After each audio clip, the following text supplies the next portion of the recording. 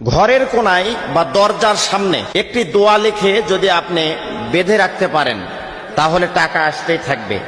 ঋণের বোঝা থেকে আল্লাহ পাক আপনাকে হেফাজত করবেন। তবে আমি যেই নিয়মে বলবো এই নিয়মটা আপনাকে ফলো করতে হবে। আমি যে দোয়ার কথা বলবো এটা কোরআনি দোয়া। এই দোয়াটা আপনি লিখে যদি দরজার সামনে কোথাও গোপনে বেঁধে রাখতে হবে, মানুষে দেখলেও কোনো সমস্যা নেই, তবে আপনি যখন বাঁধবেন তখন গোপনে বেঁধে রাখবেন এবং মানুষকে ওপেনলি বলার দরকার নাই যে এর ভেতরে কি আছে না আছে।